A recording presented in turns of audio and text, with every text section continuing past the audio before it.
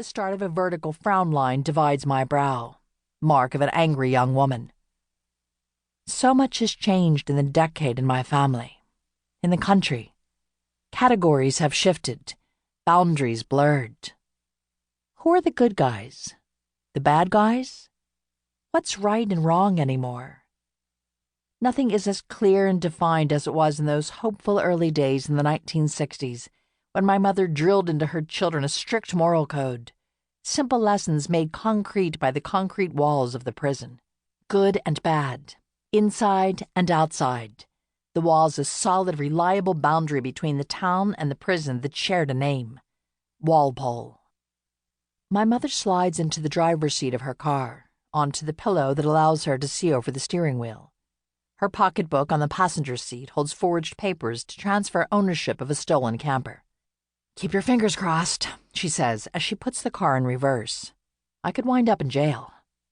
Her words have a similar cautionary tone as when we drove by the prison years before. But the message is opposite, and not abstract. She's not warning against bad behavior, but against getting caught. 1. Here we are living. I have a memory that, decades old, still makes my heart ache. A film strip that ticks through my mind's eye like this. Late spring 1965. The morning sunny and warm as my family visits our house-to-be in Walpole, a small town 20 miles south of Boston.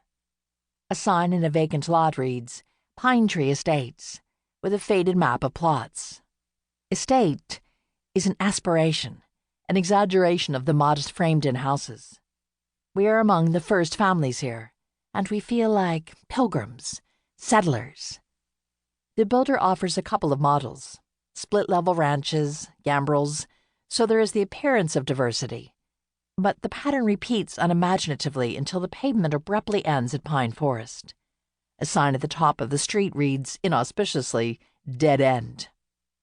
My mother, Clarissa, and father, Patrick, my 4 sisters, Sue and Sally, who are older than me, Joanne and Barbie, who are younger, and my brother, Patrick, also younger, are here. My mother is 26, my father 30, and the 6 of us are 7, 6, 5, 4, 2, and 1. Barbie, swaddled in my mother's arms, is why we need a bigger house. Mikey, the 7th, will be born in 5 years. My mother wears a sheath skirt and waist jacket, pumps, her dark hair pulled back, with spit curls like earrings. We've gone to church and now have driven over to our house being built. My father is smiling. I can see the diastema in his front teeth, a gap I'll inherit and close with braces in another 7 years. He wears a suit and tie, like when he leaves for work each morning. I don't know what my father's job is, and the next year in the 1st grade, when Miss Hanson asks us to draw a picture of our father at work, I grow anxious. In the mid-1960s, the nuclear family is largely intact, so it's safe for Miss Hanson to assume that all kids have fathers at home, that those fathers go to work each day.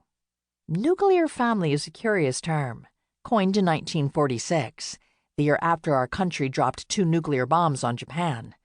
Nuclear connotes cohesion, protons and electrons revolving around the nucleus, but also an explosion, something bound together, something torn apart. In class that day, my page blank, I begin to cry. Miss Hanson kneels by my desk. Does he work in an office? I recall a visit to my father's office, many desks in a large room, swivel chairs, typewriters. I think he is a secretary, I tell Miss Hanson, who looks doubtful. Are you sure? But I'm certain, and I get busy drawing a typewriter, happy that I've realized my father is that long, important word. When I bring my picture home, my mother says, Your father is not a secretary. The way she says secretary, I know it's lesser, but I don't know why. My father brings home stacks of 3 by 8-inch rectangles in heavy manila stock and gives them to us for coloring. These papers have tiny square holes punched through them in no particular order, like windows in an office building. I will be in my 20s before I vaguely understand my father's work as a systems analyst, when computers were the size of rooms and programmed with punch cards. In the shell of